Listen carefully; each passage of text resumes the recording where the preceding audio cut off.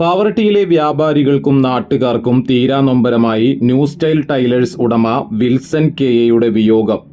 വ്യാപാര രംഗത്തും പൊതുജീവിതത്തിലും സൗമ്യതയും സൗഹൃദവും കാത്തുസൂക്ഷിച്ച വിൽസനെ കണ്ണീരിൽ കുതിർന്ന യാത്രാമൊഴിയാണ് കുടുംബാംഗങ്ങളും സുഹൃത്തുക്കളും സഹപ്രവർത്തകരും ചേർന്ന് നൽകിയത്.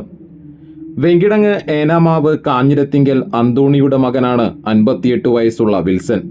സ്വദേശം ഏനാമാവാണെങ്കിലും വിൽസന്റെ കർമ്മമണ്ഡലം പാവറട്ടിയായിരുന്നു. പാവറട്ടി സെന്റ് തോമസ് ഷോപ്പിംഗ് കോംപ്ലക്സിലെ ന്യൂ സ്റ്റൈൽ ടൈലേഴ്സും വിൽസൺ ചേട്ടനെയും അറിയാത്ത പാവറട്ടിക്കാർ അധികമുണ്ടാകില്ല.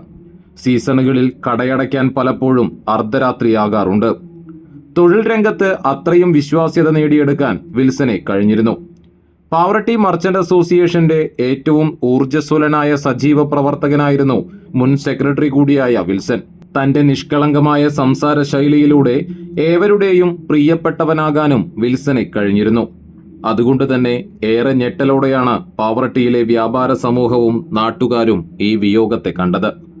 Pavaratti Saint Thomas shopping complex പരിസരത്ത് നടത്തിയ പൊതുദർശനത്തിൽ നിരവധി പേരാണ് വിൽസനെ അവസാന നോക്കു കാണാനും അന്തിമോപചാരം അർപ്പിക്കാനും എത്തിയത്.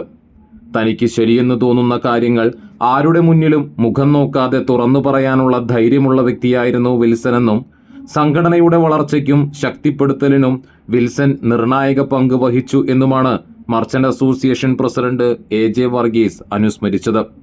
അനുസ്മരണ യോഗത്തിൽ CL Raphael, AC George, OJ Shajan, CT Vincent, Lisa K Paul, Sijil Varghese എന്നിവർ സന്നിഹിതരായിരുന്നു.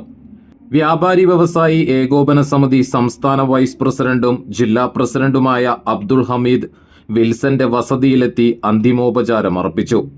വ്യാപാരി സുഹൃത്തുക്കളും നാട്ടുകാരും ചേർന്ന് കണ്ണീരിൽ കുതിർന്ന യാത്രാമൊഴിയാണ് സൗഹൃദങ്ങൾക്ക് ഏറെ മൂല്യം നൽകിയിരുന്ന വിൽസനെ നൽകിയത്.